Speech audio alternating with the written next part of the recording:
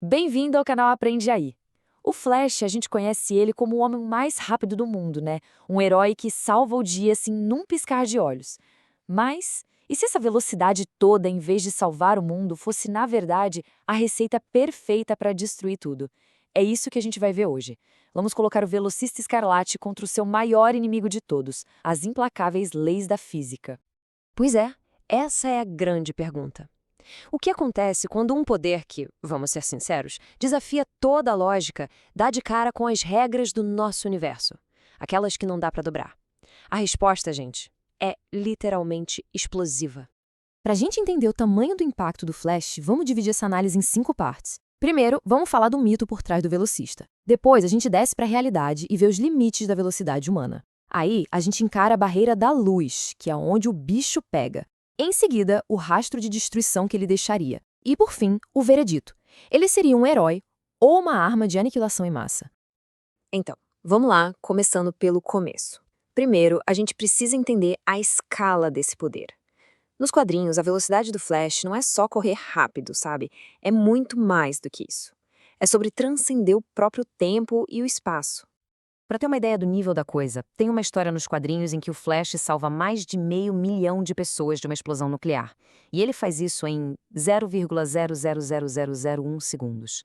Isso é se mover trilhões de vezes mais rápido que a luz. Ele consegue perceber eventos que duram atos segundos. Agora, segura essa, tem mais atos segundos em um único segundo do que segundos que já existiram desde o Big Bang. É uma velocidade de pensamento e de ação que simplesmente não cabe na nossa cabeça e, claro, muito menos nas leis da física. Tá, mas e aí? Como é que a ficção explica essa loucura toda? Com um conceito chamado força de aceleração.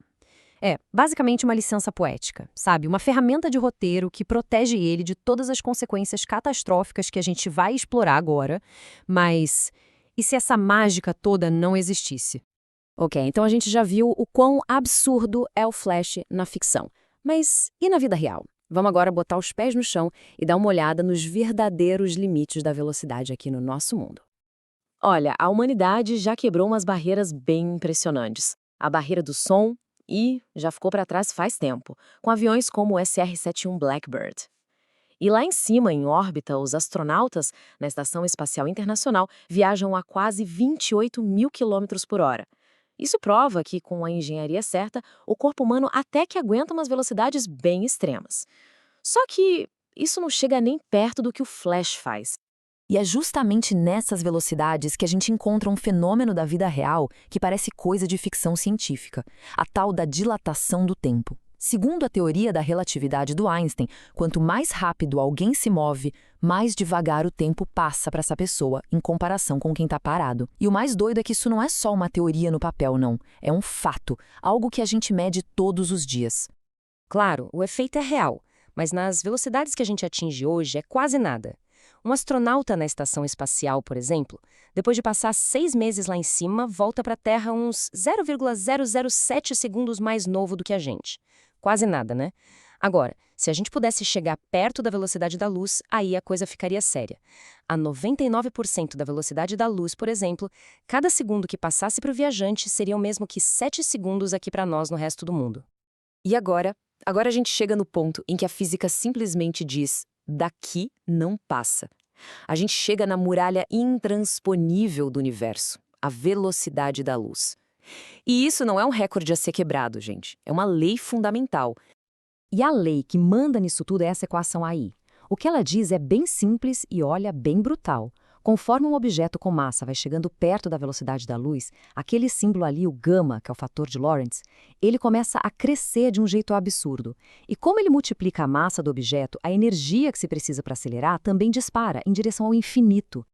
E esse gráfico aqui mostra o problema de um jeito perfeito. Olha só, para chegar a 90% da velocidade da luz, já se precisa de muita energia.